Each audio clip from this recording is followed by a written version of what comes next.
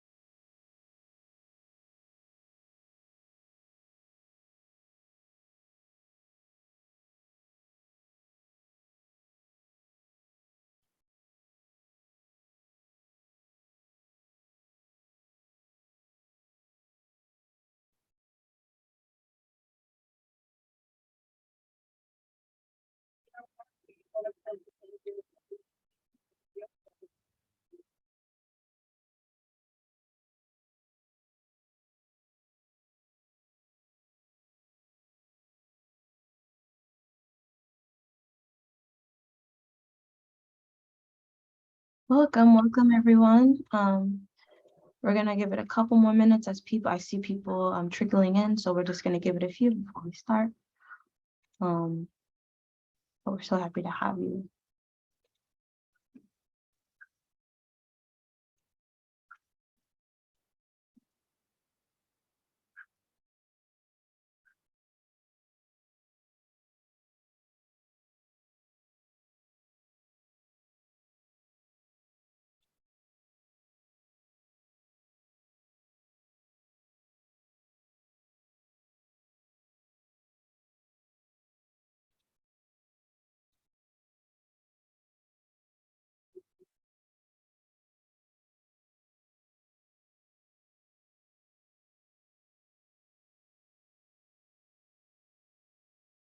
Okay. We'll just give it about 2 more minutes.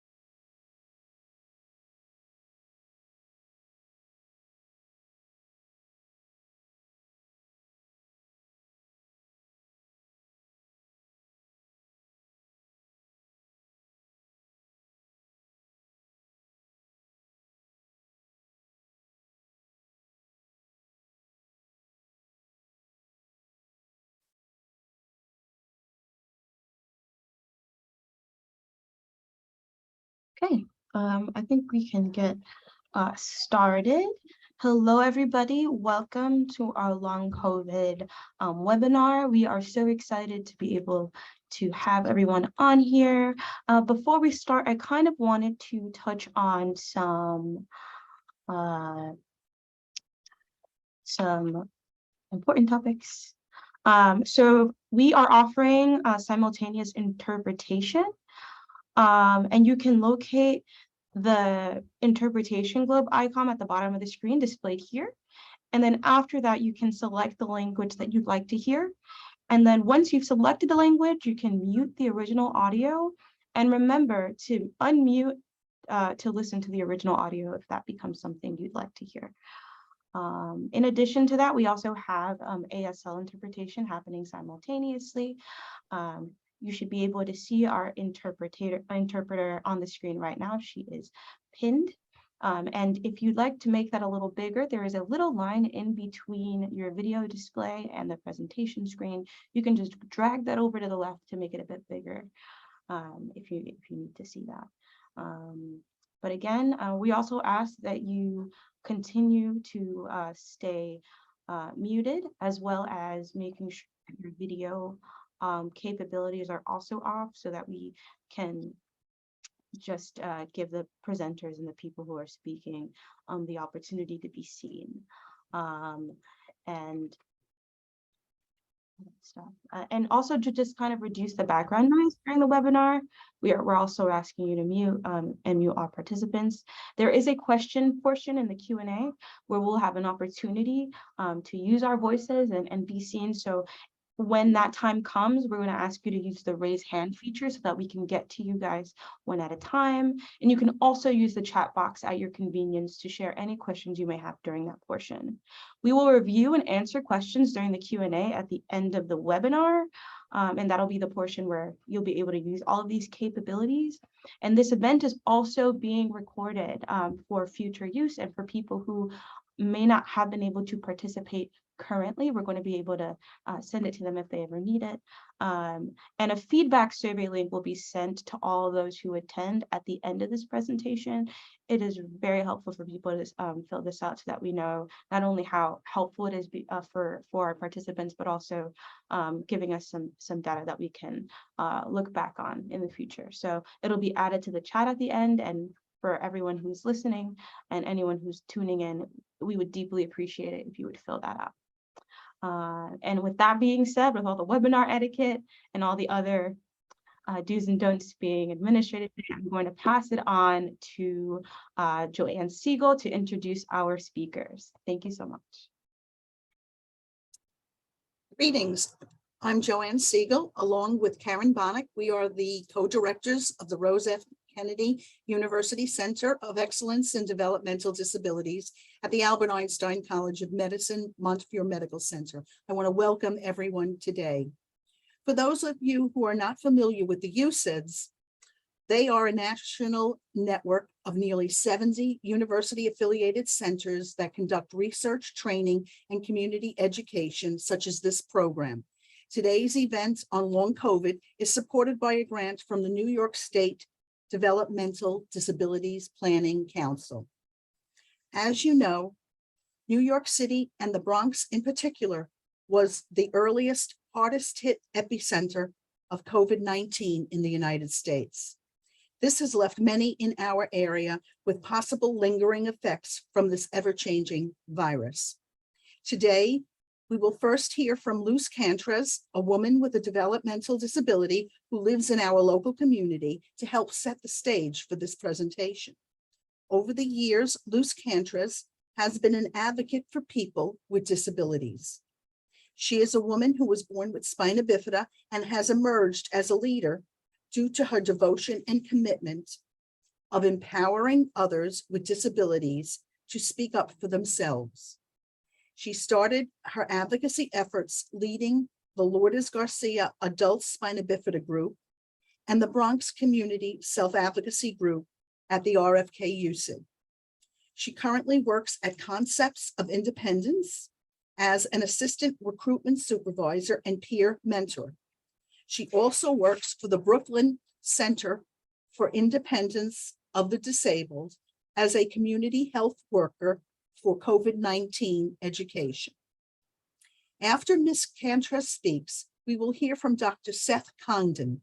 He is a primary care doctor, assistant professor of medicine in the Division of Internal Medicine, and the medical director of the COVID-19 Recovery and Engagement Clinic.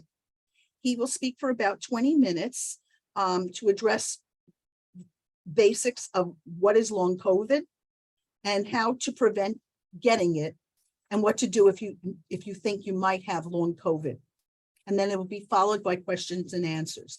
Our third discussant is Dr. Vincent Siasoco, who is our USID's Director of Clinical Services. He is a family physician whose clinical and training interests focus on persons with developmental disabilities. He holds committee leadership positions with New York State OPWDD, the Office for People with Developmental Disabilities, as well as Special Olympics. Dr. Siasoco will be on hand to address any specific DD questions and concerns. Questions. Some of you may have already sent in your questions with registration. Please feel free to list any others in the chat, and we will read them out after Dr. Congdon's talk. We have, and again, as was noted, we have Spanish, Chinese, and ASL lines open for those who wish to tune in to them. And with that, I'd like to introduce Luz Cantres. Thank you, Joanne. Thank you for having me. So, my name is Luz Cantres, and I am a person that was born with spina bifida, and I live in the Bronx with my family. We used to be a family of 5 until my dad passed away of COVID in May of 2020. And so I was born with spina bifida, and spina bifida is a birth defect. It happens before your mom even knows she's pregnant. And it's a neurological tube birth defect, and it happens due to the lack of folic acid in a mother's diet. And due to my spina bifida, I am a permanent wheelchair user. So I get around in my wheelchair just fine, and I currently hold 2 jobs. I am a full-time worker at Concepts of Independence, which is a fiscal intermediary agency in where people can hire their own personal assistant versus using traditional home care. And I've been working there for 5 years.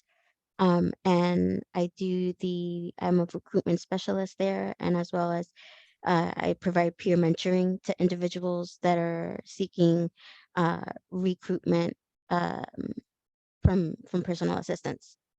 And then I also work for BCID, in where I get to educate people on the importance of the vaccine, the COVID vaccine. And I've been doing that for almost 2 years. So today I want to talk to you about like my experience with COVID, with COVID long haul, and with just getting the virus overall. I became sick with COVID in April of 2020, and so did my mom and dad. My dad got like the worst end of COVID at that time. It was very early on, before people even knew what this virus really entailed. And my dad became really, really sick. At first, the doctors thought that he just had gotten like bronchitis or like pneumonia. And then it turned out to be that my dad had COVID. So in the beginning, when he was diagnosed with COVID, the doctors really wanted to keep him home. They didn't want him to go to the hospital if he didn't really need the care. And he was being monitored at home, with us. And my mom was looking after him, and she got COVID by looking after him. And then I got COVID as well, because my mom has to look after me, or helps look after me. And so we all, it became a domino effect. Um, and then it got to the point where my dad couldn't stay home anymore. My dad got really sick couldn't breathe, couldn't catch his breath, was in a lot of pain, um, and he has to be hospitalized. Um, Before that, uh, we had called the ambulance a couple times before he got to that stage because we knew that he was getting sicker and sicker. And the ambulance would come out and kind of try to triage him at home and would say, try to convince him not to go to the hospital, because the hospitals were just like overflowing with people that were sick. So we kept him home as much as we could, and it became a time where doctors became really readily like accessible and available, and they would check on my dad consistently, and they would check on me consistently and my mom. Um, and at that point, it was like the only connection you had was to your doctor, and doctors became like family and someone that you could really connect to speak to them about what this illness was and what you were going through and how you were feeling. Um, so then after my dad couldn't breathe anymore and was having more difficulty, we called the ambulance once more, and they finally took him into the hospital, and he was vented a couple days after getting to the hospital. Um, and after 2.5 weeks of being on a ventilator and being in the hospital, my dad passed away the day after Mother's Day on May 11th of 2020. And the hospital called and said that it would be better for us to take him off of the vent and let him go peacefully because he just wasn't gonna make it. My dad had become septic, and so that's an infection in the blood that sometimes can't be treated as easily as other types of infections. So my dad became septic and there was nothing else to do. And so we decided to take him off the vent. And he did. He passed away very peacefully. Um, I remember the doctors calling us and it being very difficult. Like we were consoling them as much as they were consoling us. It was the one time that you got to really see doctors like human side. Not that doctors aren't human. We all know that doctors are human. But you really got to see a very humane side of doctors where they took the time to console you. They're very sympathetic and empathetic to what you were experiencing because we were all experiencing it together. Um, so that was very interesting to see, and that was very comforting to see. My dad stayed at the Weiler division of the Montefiore unit, and all the doctors were great. My dad received the best care that he could get in that moment, and it was just his time to go, and um, so he passed away, and it was very difficult. It was very difficult because I didn't get to go to the hospital to say goodbye to my dad. I did get to see him on video before anything transpired. Um and that was also very comforting to see that doctors could go and you know go to the patient that they're treating and put them on video so that their families could say goodbye or could talk to them. Um and then I was still dealing with my own issues with COVID and still trying to get over COVID. And there were times where I, couldn't breathe as well. And I had to get medical attention at home because again, you were being at that time advised not to go to the hospital if you really didn't have to go to the hospital. Um, Luz, I'm going to ask you too, because I know that we want to talk a little bit about now that, you were treated at home. If you could talk a little bit about how it's been since you have had COVID and, some of the issues now having experienced COVID, the long COVID impact and what that's like for you. Okay. yeah. So after having COVID, I to this day have been experiencing like what people call like a long haul of COVID symptoms where like I still get fatigue. I get very tired throughout the day. Um, I have trouble focusing on tasks throughout the day that are either given to me or things that I know that I need to do in my day-to-day life. There are times where um, I know I have to go out and I'm scheduled to be somewhere, but the day comes and I don't want to go. And I understand that, you know, we've all gone through this huge life change and huge pandemic. And yes, there, you know, some things can be attributed to depression because of loss, but uh, there's just different feelings of it, and I don't feel that everything that I'm feeling is attributed to depression. There are just things that I cannot get a grasp of after having COVID and dealing with COVID. Um, and then a couple months after healing from COVID, um, I was diagnosed a type 2 diabetic, and that's been really difficult for me to accept and to deal with. Um, because before COVID, I never really had too many issues with my A1C levels, with my sugar levels. Um, they were pretty normal to maybe at some point being borderline pre-diabetic. So my A1C levels were pretty normal. And at one point, they probably maybe reached up to like a 6.3. And then after a couple months after having COVID, my A1C levels went up to 11.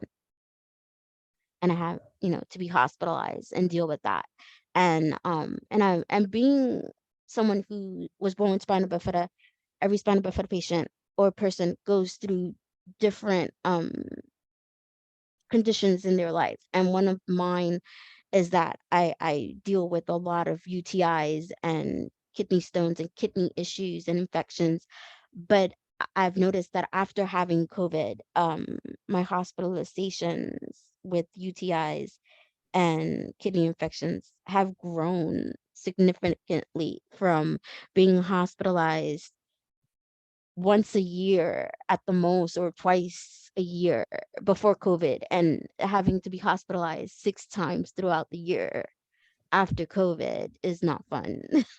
Mhm. um and it's difficult. It's a difficult thing to have to deal with. And even now, just living day to day and not feeling well on a certain day or a certain week, you know, right away everyone looks at you like you have the plague, otherwise known as COVID.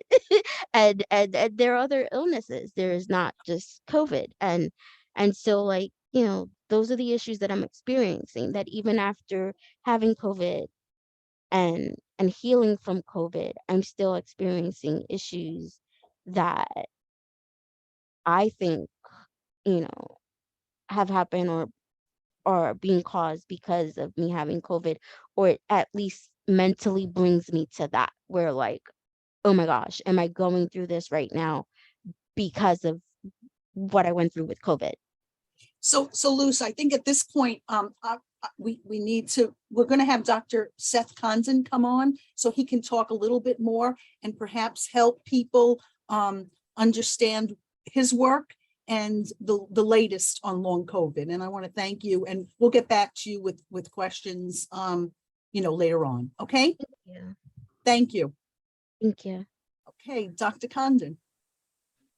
Hey everyone, I'm happy to be here. Luz, I want to thank you for the important work you do and say I'm so sorry how COVID has affected your family. Thank you. So a quick outline of my talk. I'm going to give a little background about where we are in the pandemic. Then I'm going to talk about what is long COVID, how we can hopefully prevent getting it, and what you should do if you think you may have it. And hopefully we'll have a good amount of time for questions and answers at the end. Next slide. So this is in New York City. You know, since the start of the pandemic, March 2020 all the way over on the left to the present day on the right. The peak of cases was back in this past winter when Omicron came on the scene. We were actually averaging 40,000 cases a day in early January. We're currently averaging still about 2,000 new cases a day. And this is really an undercount because a lot of the cases are unreported because people test themselves with the home rapid test, and that's not part of the count. Next slide.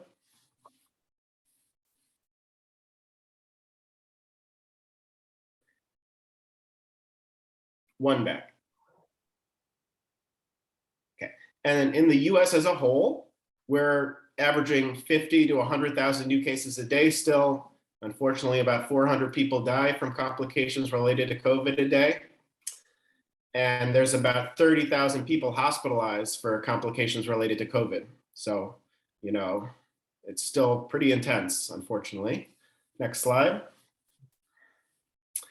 Who is getting hospitalized?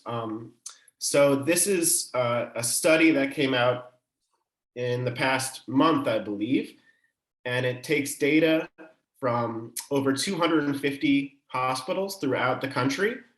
These hospitals are from 13 different states, representing essentially every part of the country: Northwest, Southwest, Central, Northeast, Southeast. And it's analyzing a little under 200,000 hospitalizations. And so what it found is, you know, in the dark blue line there, those are people who are unvaccinated. The kind of yellowy line is people who are vaccinated. And then in September of 2021, when the boosters came out, that line splits into people that were vaccinated with a booster and vaccinated without a booster. And, you know, monthly rates of people getting hospitalized, it was 3.5 to 17, almost 18 times higher for people who were unvaccinated as compared to vaccinated. And then if you look from January to April of this year, when, you know, Omicron was the dominant variant, the hospitalizations were 10.5 times higher in people that were unvaccinated and 2.5 times higher in people that were vaccinated but hadn't received a booster as compared to people that were vaccinated and boosted. Next slide. I know, you know, we're exhausted. We feel like this is never ending. Just to give a little bit of context about, you know, why it's still going on. There's factors both from society and also the virus itself. You know, in society, there's many people aren't wearing masks anymore in public spaces. We have resumed prior activities, even while feeling sick. There's a shortened isolation time that the CDC recommends to protect the workforce and economy. Vaccine uptake is halted. You know, while we're pretty good with people that have received the primary vaccine series, a good portion of America hasn't received a booster. And then in terms of the virus, you know, as it's mutated, each time it's become more infectious, more easy to transmit from person to person. Omicron, the variant we have for all of 2020 thus far, 2022 thus far, it has a shorter exposure time, a shorter incubation. And so you can, you know, transmit it to someone before you even have symptoms, and they can get infected before they get symptoms, spreading, you know, exponentially higher. And the vaccines, you know, we've all seen, it's not a silver bullet. It doesn't provide you with perfect protection from getting COVID again, unfortunately. And that's because the virus is mutated. And another thing is, unfortunately, you know, large parts of the world in developing nations still, the majority of their population has gone unvaccinated. And so the amount of people getting COVID there is incredible. And that's, you know, further driving mutations in the virus. So in summary, you know, we are so over COVID, but unfortunately it's not over us. So now I want to turn to long COVID. What is it? Next slide, please. So this is from the Department of Health and Human Services National Research Action Plan on long COVID. This came out this past August. So long COVID is broadly defined as signs, symptoms, and conditions that continue or develop after surviving acute COVID. And these all present 4 weeks or more after having acute COVID. I'll get into that on the next slide. Can be multisystemic, meaning affecting multiple parts of the body.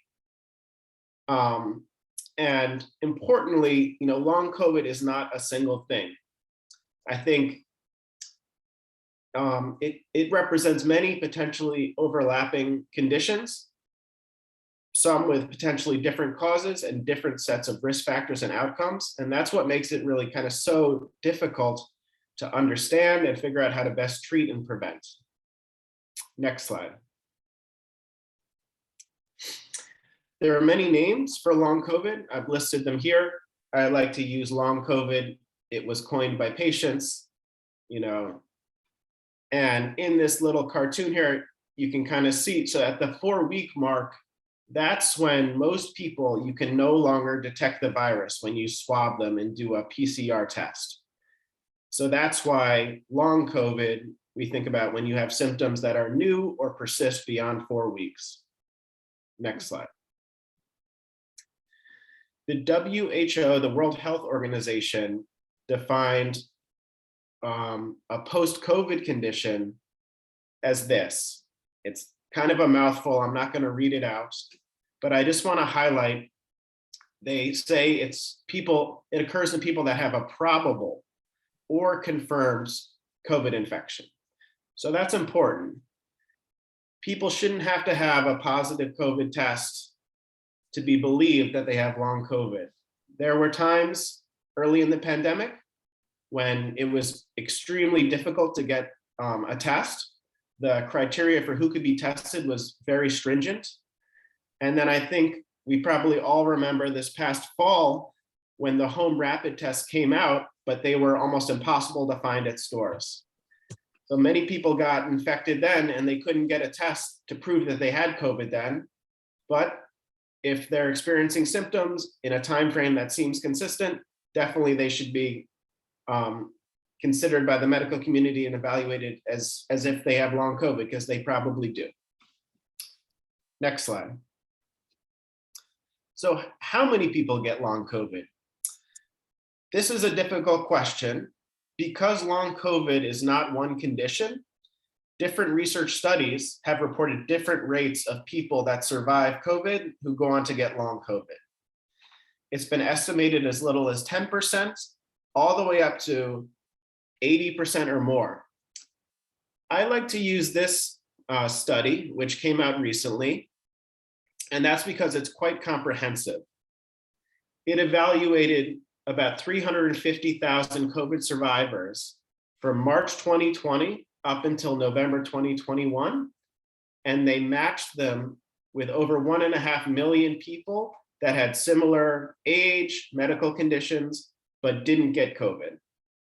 And they followed them for a month up to a year until they were either diagnosed with a new health condition or reached the end of October of last year without a new health condition.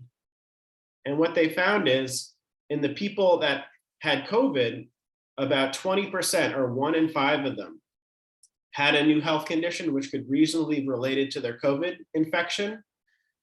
This is patients aged 18 to 64.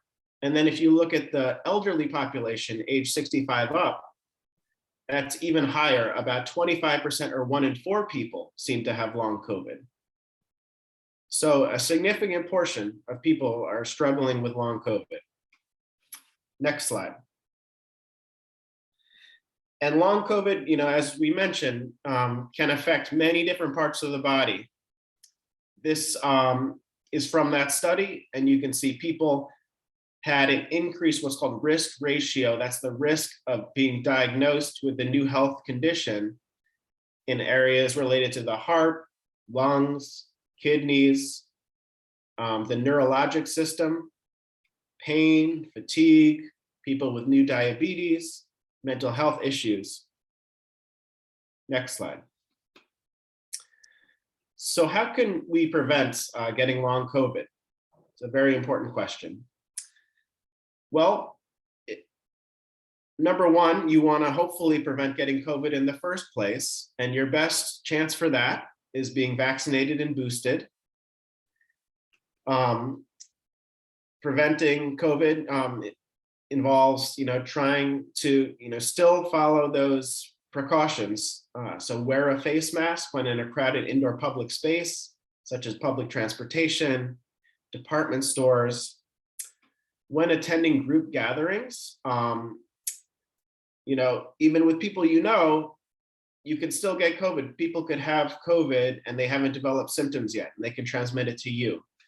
So if you're getting together for Thanksgiving or the holidays, asking everyone who's going to attend to take a rapid test at home first, that'll lower the risk that someone has COVID without knowing it and is going to transmit it to everyone else. You can actually get reimbursed from your health insurance for 8 of those home kits a month. You just have to save the receipt and you can submit it to your insurance and get paid back for it.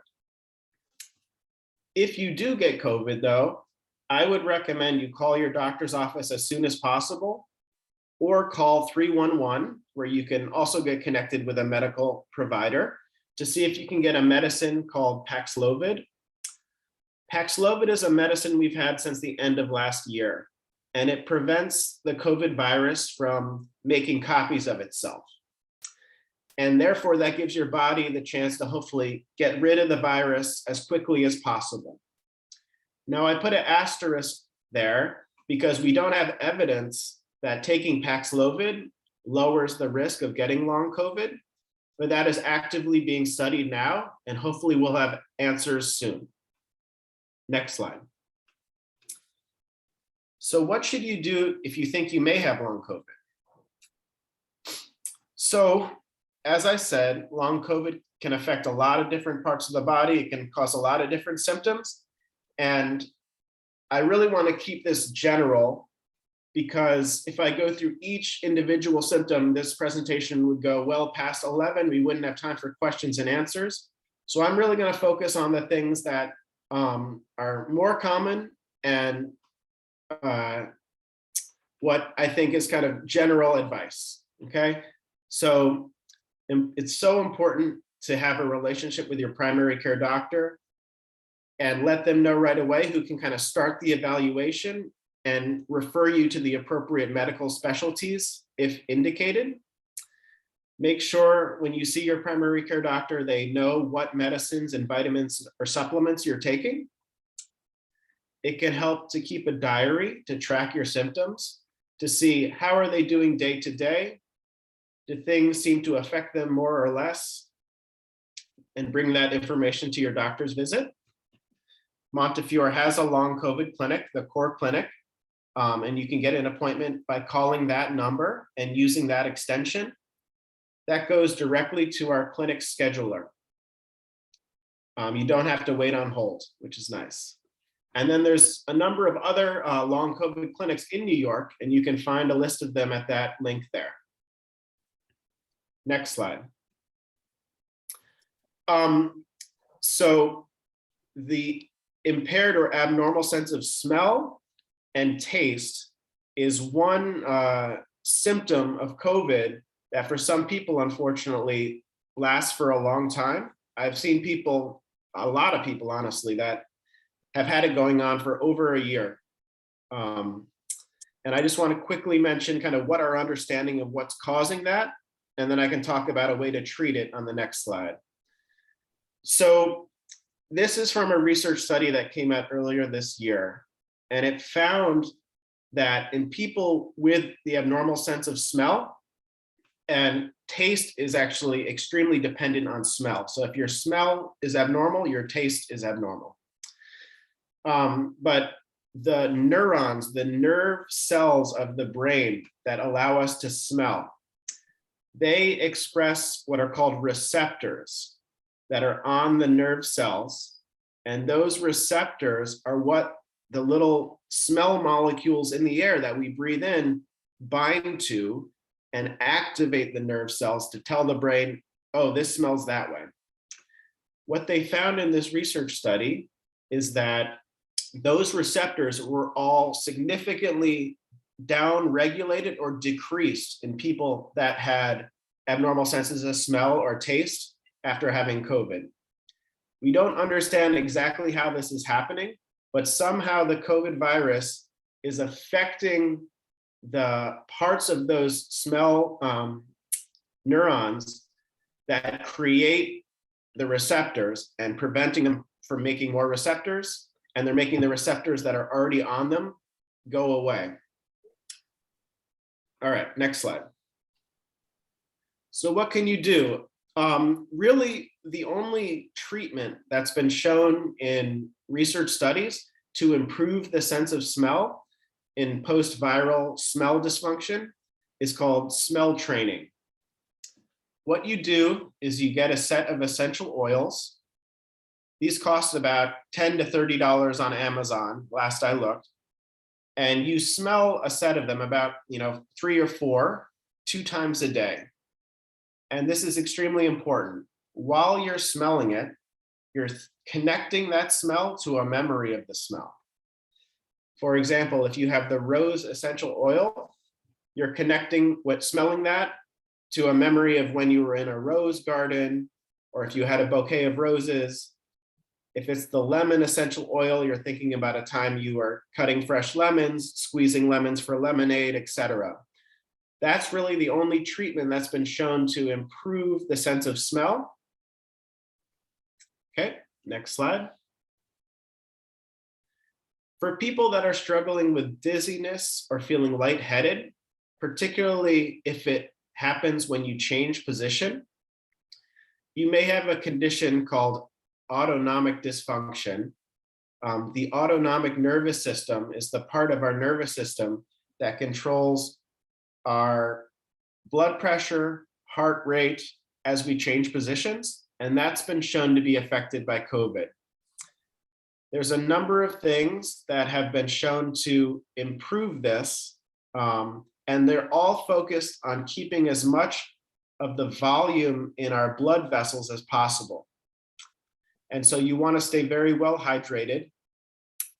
The recommendation is 2 to 3 liters of water a day.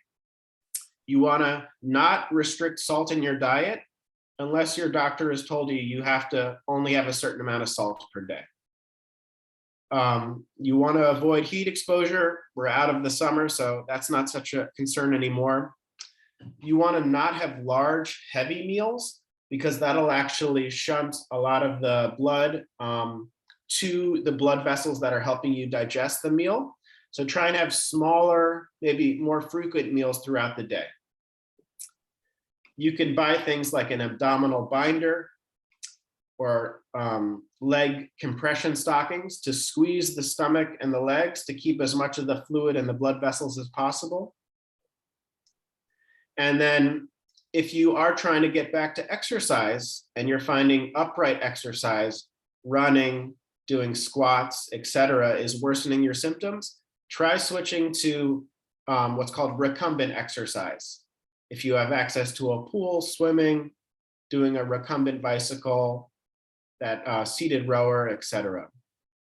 And you can also try and diagnose the autonomic dysfunction yourself if you're able to get one of those pulse oximeters, the thing you put on your fingertip to monitor your oxygen and heart rate.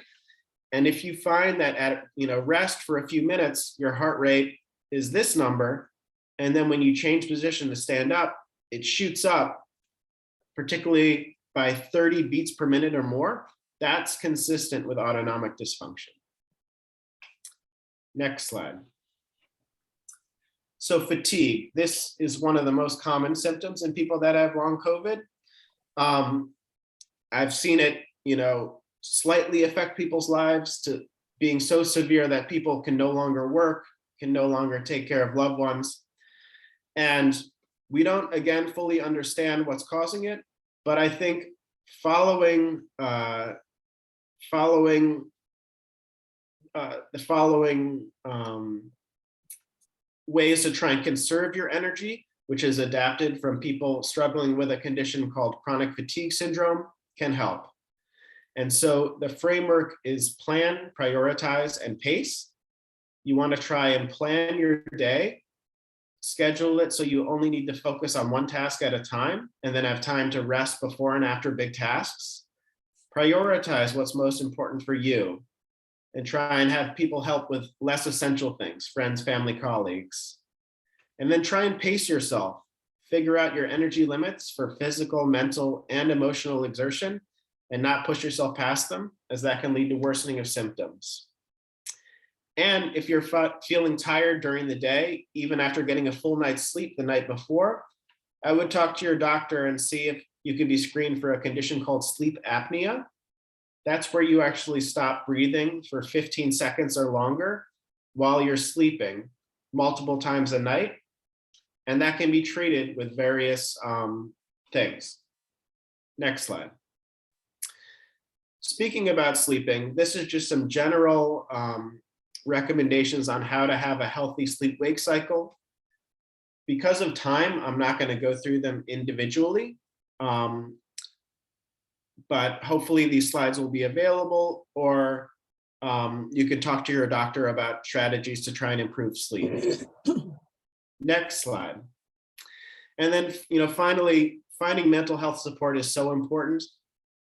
Anxiety, depression, post-traumatic stress, or PTSD, it's not the only thing causing your symptoms, but it's making it hard to recover. And so if you're not already working with a mental health provider, you can talk with your primary care clinic to see if they have therapists there. You can go to the website psychologytoday.com to search for therapists in your area, which has their phone numbers. And then there's also numerous long COVID support groups out there. All right. So with that, I want to take your questions. Thank you so much, Dr. Congdon. So this is the question portion. There are some that were submitted during registration, so I'll go through a few of those and be mindful of anybody in the chat who has any. So the first one that I'll be reading out today is how does long COVID affect the developmental disability population? That's a great question. And unfortunately, one I don't know the answer to.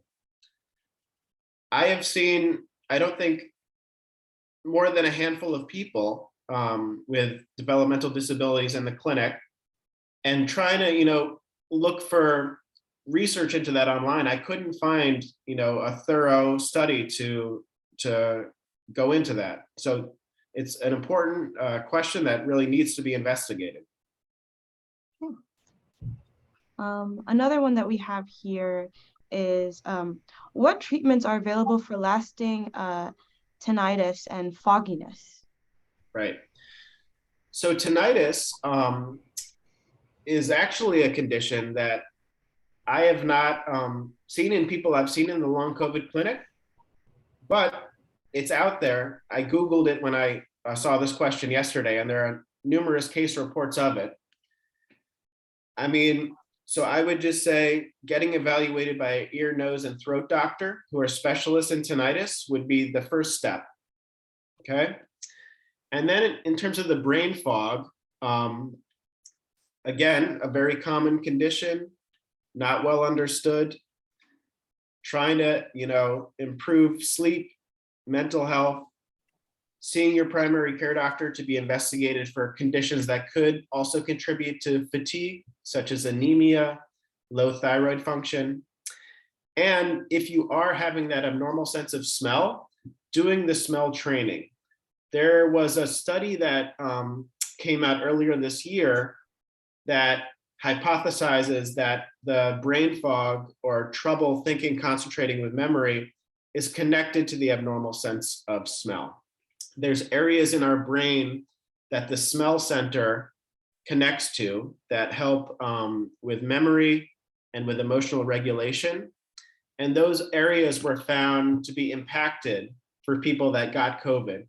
They did MRIs of the brain before and after they got COVID, and they compared them to people that didn't get COVID, had similar medical conditions, also had 2 MRIs, and they found abnormalities in the brains of people who got COVID in those areas.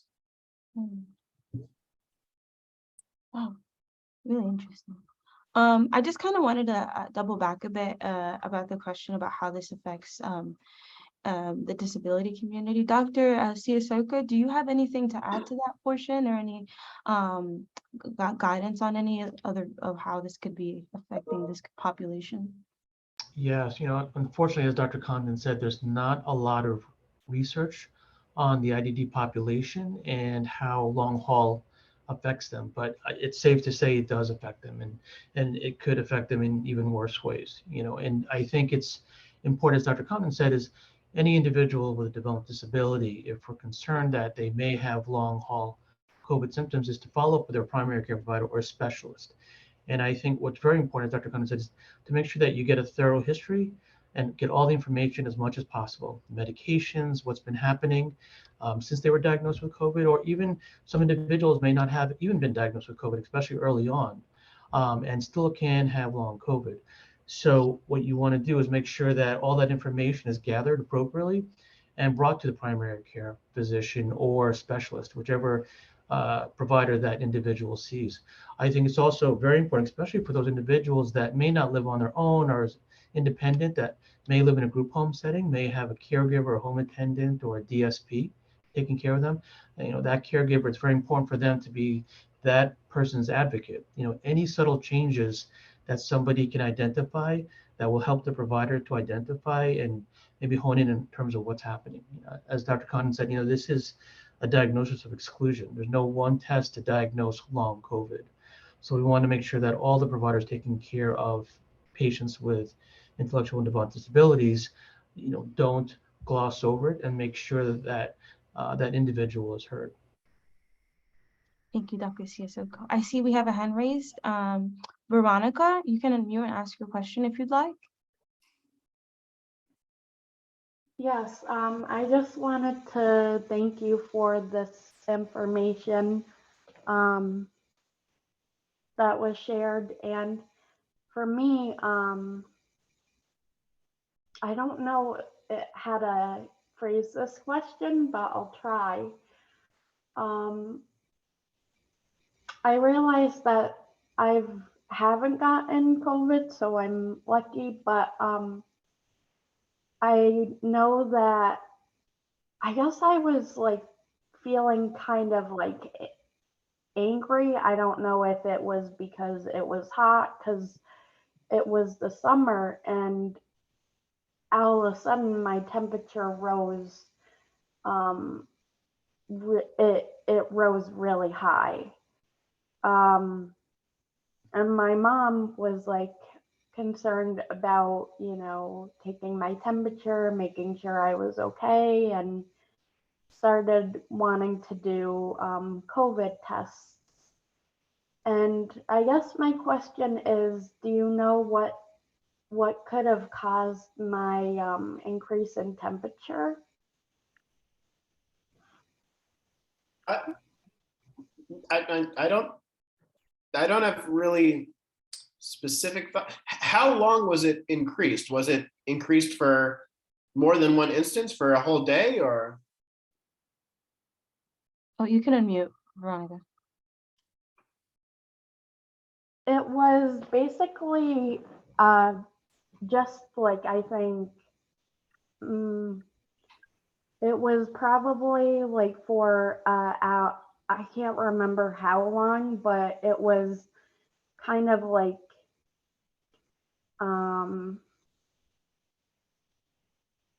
I don't know. That's a good question. I'm not really sure exactly. I just know that it took a while for it to not be as high, because it was like,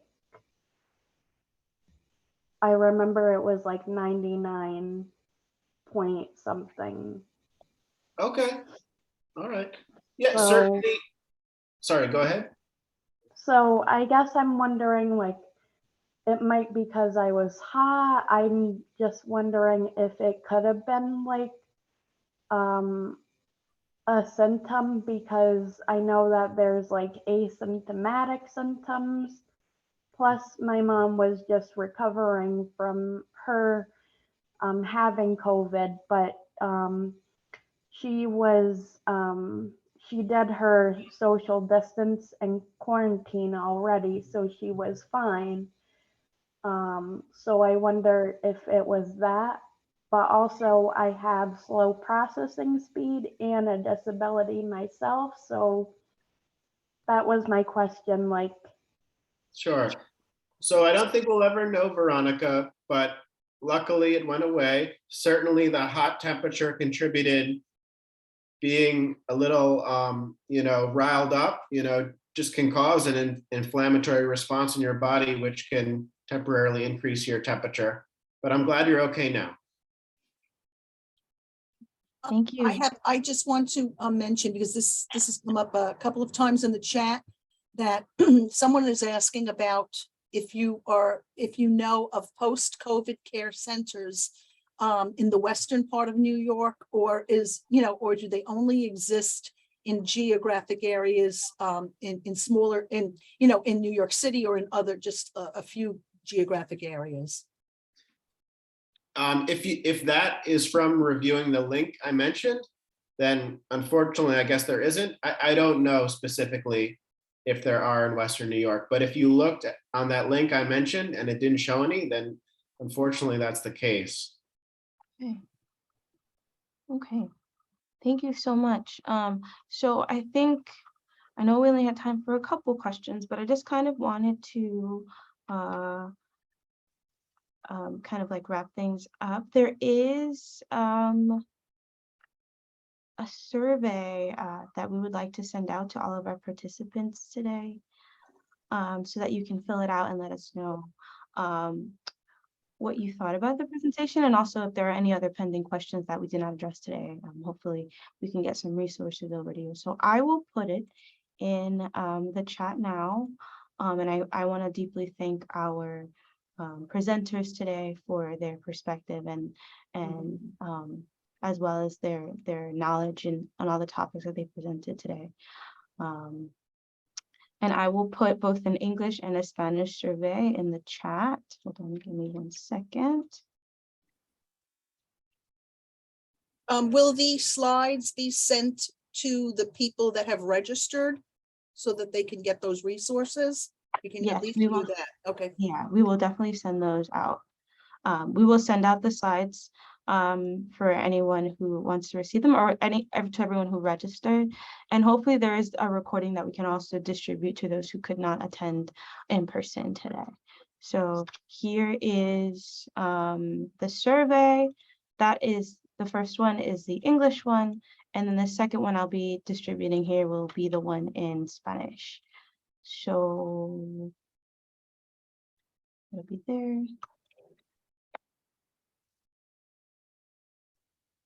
Okay, so again, I know that we only have about 2 minutes. Is there anything left? Or There's 2 questions in the chat. One is, so I'm going to read both of them because maybe we could take the shorter one first. So one is, what can I do to help my daughter increase her stamina? And then the second one is constantly clearing your throat and a dry cough, symptoms of long COVID. Mm-hmm. So in terms of the stamina, if she's trying to exercise and she's finding it's leaving her exhausted, that might mean that she has to pull back. And what I mentioned was pace. Figure out your energy limits for various things and try and not cross them. So keep a diary, like I walked this far today, I was able to sleep, and the next day I felt okay. Or I walked this far and the next day I felt awful. And by not pushing past those energy limits and slowly building up your stamina, hopefully you can increase it. There's also, physical therapists that specifically work with people with post-COVID fatigue. So I would try and call around to physical therapy clinics in your area and see if people have a long COVID protocol. Because I know at least in New York, there are a number. Was the other one the clearing your throat, dry cough? Okay. Yes. Yeah. So certainly cough can linger for months after getting a viral infection. And the feeling of throat discomfort, that may suggest the cough could be due to nasal, congestion, dripping, nasal dripping down your throat and irritating it, that condition can be treated with certain medicines. So I would talk to your doctor and see if they can prescribe you a trial of them. Great. Thank you so much. I think that's all the time we have for questions today. Again, thank you, Dr. Congdon, Dr. Vincent Siasoco, as well as Luz Cantres. Thank you so much. And again, if you guys have time, please feel free to fill out that survey. It will be exceedingly helpful so that we can continue to do webinars and informative sessions like this. I want to wish everybody a wonderful day, and I will be distributing the reference materials very, very soon. So thank you, everybody, and I hope that you enjoy the rest of your day. Thank you.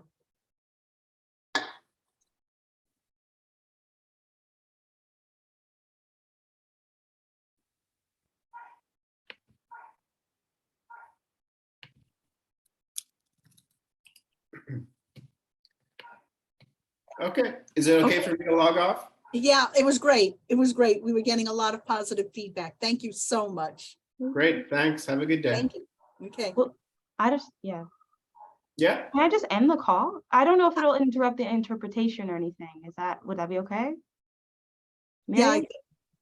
I think we're gonna join at 12 o'clock anyway to recap this and talk about some other things, but I think it went really well. So thank you. Thank I you. think it went really well. Thank you, Amy. It was Thank you, excellent. Dr. No Condon. worries. Thank you, Excellent. Dr. Siasoco. Thank you, Joanne. Yeah, Thank it you, was- Katie.